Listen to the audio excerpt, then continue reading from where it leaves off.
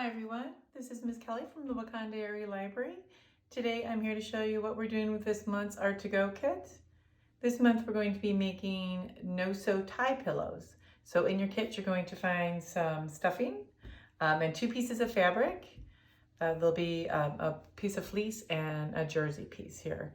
You will need some scissors, a pencil is helpful, and a ruler, or something that you can do a pretty accurate continuous measurement with. If you've just got like a little piece of cardboard that you can use just because you want to make sure your cuts are about the same size apart. So with that, let's get started. So I'm going to push this to the side. So you're going to take your 2 pieces of material and lay them out. And you're going to find that the fleece is going to stick to this jersey pretty easily. So that's why we probably won't need any pins or anything to hold your material together. They kind of will cling to each other. And then you're going to, if you can see, not everybody's going to get the same fabric. You'll probably get different patterns, but you can see that one side's a little lighter and the pattern's a little darker on the side. So this means this is the one we want to show. So we're going to match those 2 pieces up. So I've got one that I've already got completely matched up over here. And you can see the knit piece, or this jersey piece, is a little stretchier, so you can stretch it out to the corners.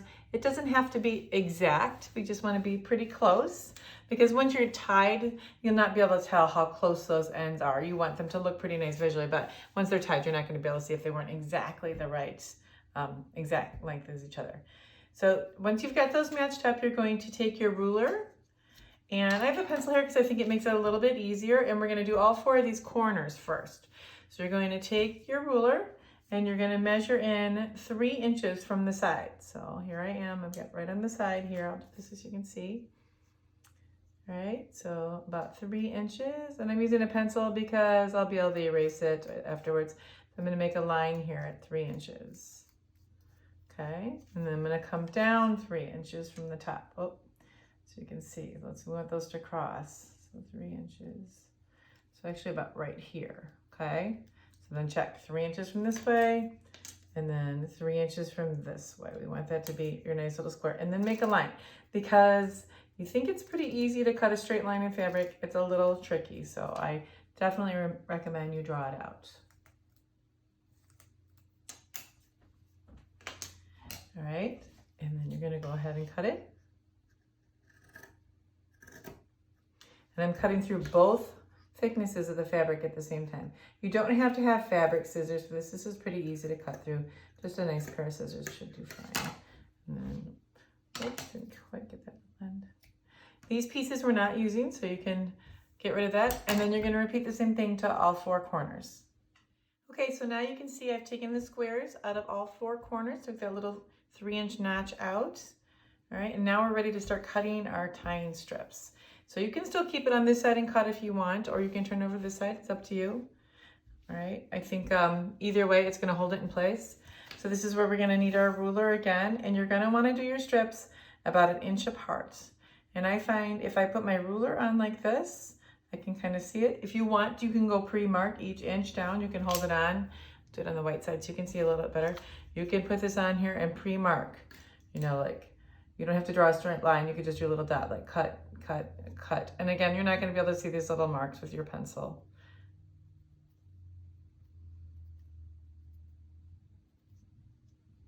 All right, and then you're going to cut it all the way down to that 3-inch mark. Okay, so just keep going.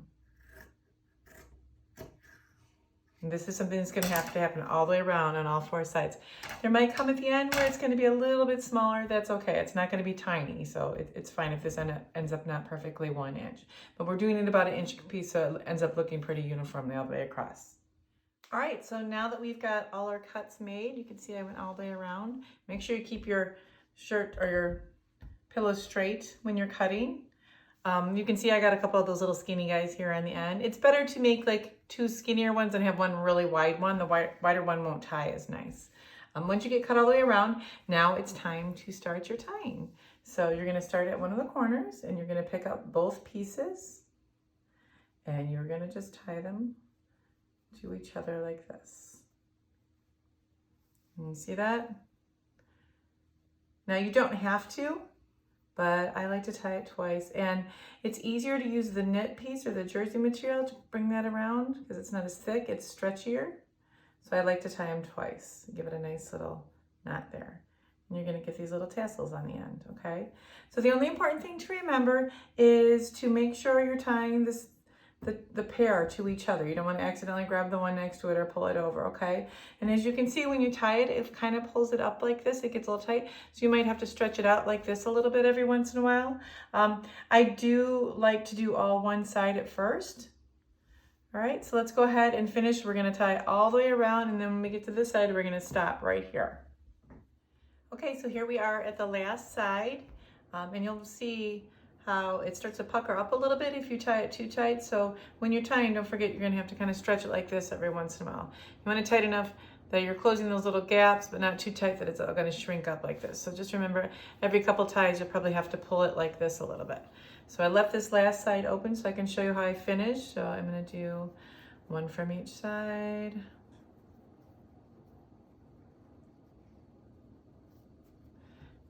This side. Gets a little trickier once you start getting to the end because it gets a little closer and tighter. Stretch it out a little bit. So I'm just leaving up an opening up big enough so that we can stuff it. All right, that's good. So let's open up that opening. And now it's time to put your stuffing in. You can use all or some of what I gave you. Also, while we're doing this, I want to remember to tell you that, so obviously one half of this pillow is made with a t-shirt.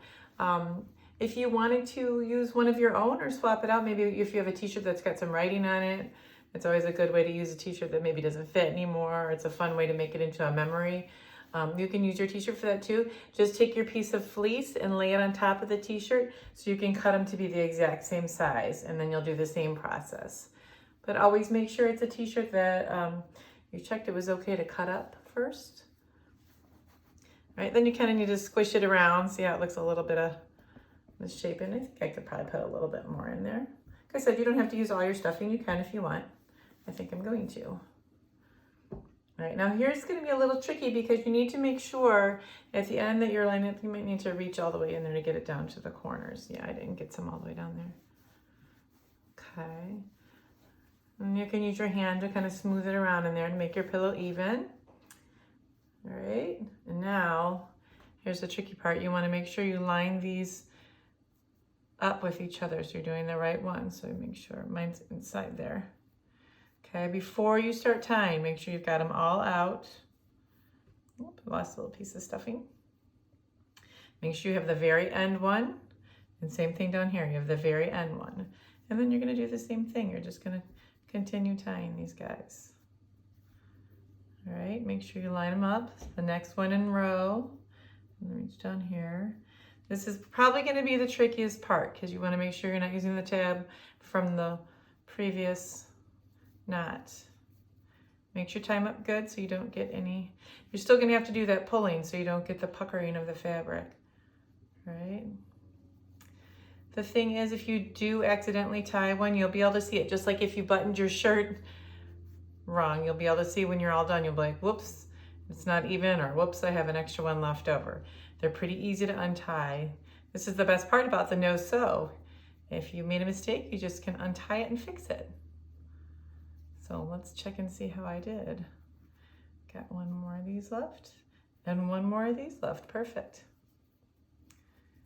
Tie it. And last one. All right, let's flip it over and take a look at it.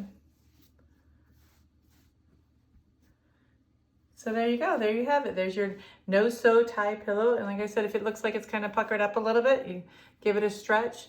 You might have to work your stuffing around there to get the way you like it, but there you go. Have fun, send me pictures of your completed art project, and keep an eye out for next month's Art to Go. Bye.